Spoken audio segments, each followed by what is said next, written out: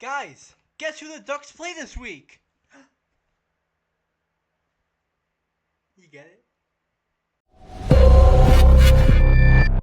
Yo! What is going on, everybody, and welcome to Storm the Field with DJ. I am DJ, and today we're going to be previewing week 11 of the college football season. But before we get into that, most of the people who watch my videos are not subscribed. So if you guys do enjoy the video, please do hit that subscribe button down below. Also, if while you're down there, please hit the like button and comment down below what you think of Miami this year and the new CFP poll. It is a very interesting ranking. And what you think about Oregon. Those are my two teams. Also, feel free to leave comments about your teams down below. But yeah, let's get into this. Heading over to ESPN.com, we could see here this matchup between Miami and Syracuse at Hard Rock Stadium, November 8th, 3:30 p.m. EST. The Miami Hurricanes will be facing off against the Syracuse Orange. Now, Miami opens up as a 28.5 point favorite, or opened up as a 27.5 point favorite, now at 28.5, with an over/under of 45.5, minus 20,000 money line for the Canes. Now, don't let that spread trick you. Miami has lost two of its last three, as you can see here, against Stanford and Louisville. Granted, both one-possession games, but they were at least a two-touchdown favorite in both of those games.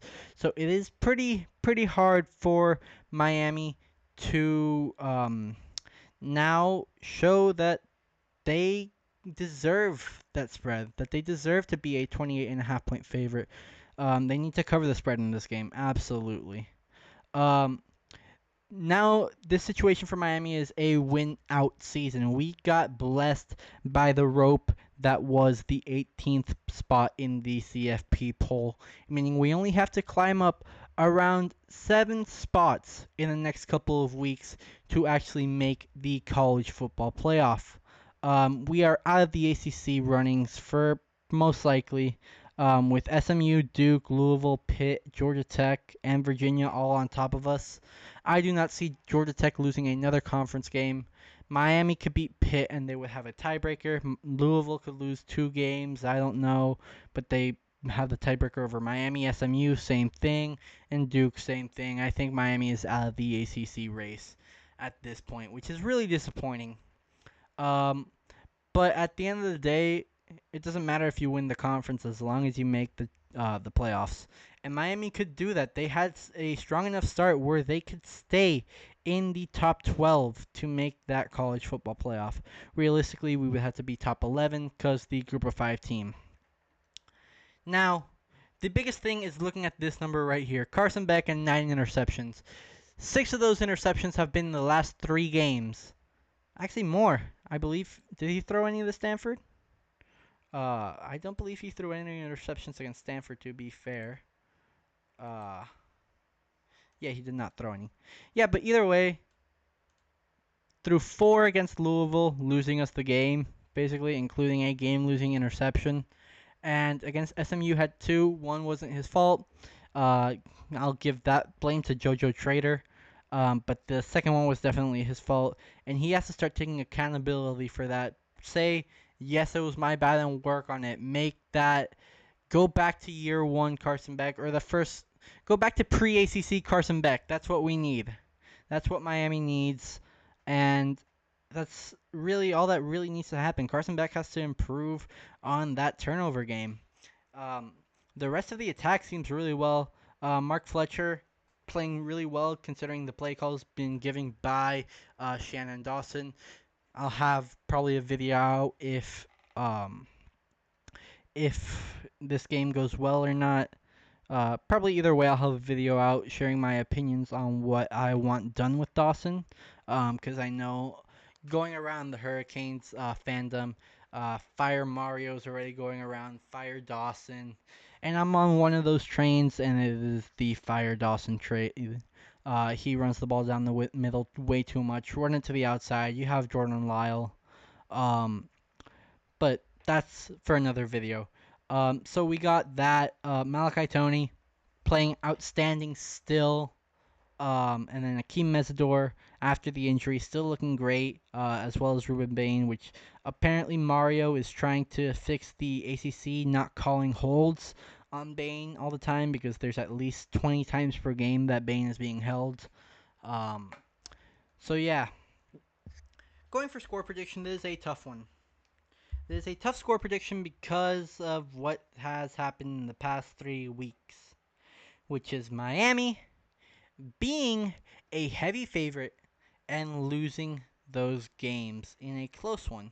And I can't say, oh, it was an away game. No, we lost at home. We lost at home. So this is going to be it is a difficult score prediction to make. But I think I'm going to rock with Miami 24, Syracuse 7. I don't think Miami learns from its mistakes, and I think we still struggle against the Orange.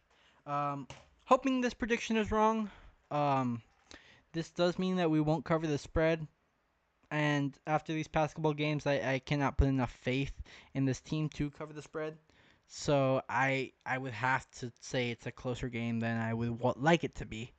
Um, the problem is that Miami is so inconsistent. You have games like the Notre Dame game where you are playing insanely well and you'll cover the spread. Florida State, Florida, um, games like that at USF. But then you go and you won't do it against Louisville or SMU. So it's the inconsistency with Miami, and I have to go with the lower of the two. Um, If not, I would have said something probably around 42 to 7 or 42 to 3, something like that, something similar to the Stanford game, which I could also see happening. Um, Now let's go over to the Ducks. And this is also a very important matchup as from the AP to the CFP poll, the Ducks dropped from number 6 to 9. Nice. Um, but now they are playing a opponent that, while not ranked in the AP poll, is ranked in the CFP poll in the Iowa Hawkeyes. This is taking place at 3:30 again. Oh my God, it's happening again. Two games. I'm going to a game and the other one's being played at the same time again. Ah, at Nickett Stadium in Iowa City, Iowa. It's gonna be pretty cold there. So Uh, if you guys did not understand the intro skit at the beginning, it is that Iowa has no offense, and that is a joke college football fans have been making since the dawn of time. But it's true. As you can see here, uh, only Matt Gronkowski, Gronkowski, uh, less than 1,000 yards passing, 4 touchdowns, 4 interceptions, and not really running the ball either. Uh, if you check his rushing stats, it's not that high either. Uh, the rushing game, not great either. So, yeah. And you can see no receiver over 300 yards this season so far. Uh, their defense is a little bit scary. They are it's a defense very well known for being a team that could put you on your behind. And really shock you in games that no one would expect you to struggle. So, looking at that, then you also got Dante Moore, and the Ducks have been playing amazing.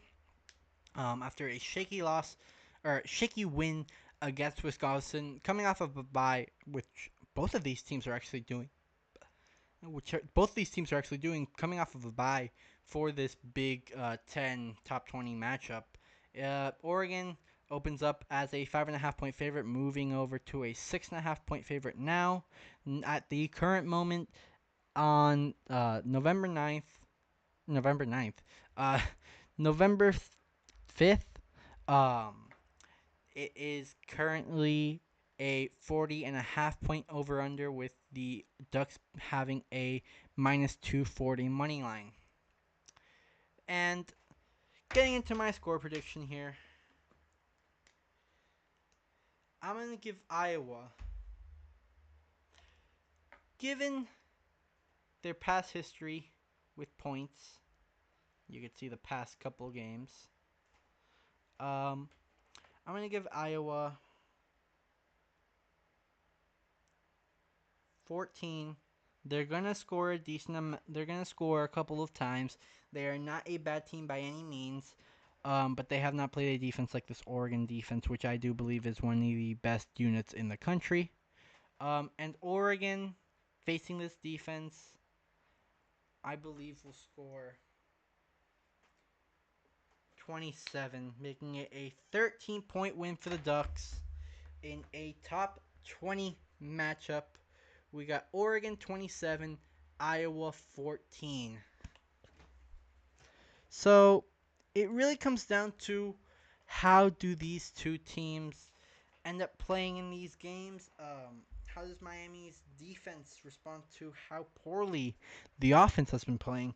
How does Oregon come off of that kind of rocky game against Wisconsin? How does Iowa go after a big win against Minnesota? How does Syracuse play after losing in every single game in the ACC since their game against Clemson? It really is going to be a story of who can really put together the performance that they need to have improved on from previous games. And I do think Miami and Oregon will be able to do that. Um, I mean, I said it before the season even started. By the end of the season, no undefeated teams will be remaining. And while at the end of the day that might not reign true with Ohio State playing the way they are, I think at the end of the day, it's great to be a Duck, even with losses, and it's great to be a Cane, at least before November. That it hurts after November. It hurts. But yeah, let me know what you guys thinking down below in the comments. And yeah, I bleed orange and green and yellow. And DJ out. I'll see you all in the next one. Go Ducks. Go Canes. And yeah, peace.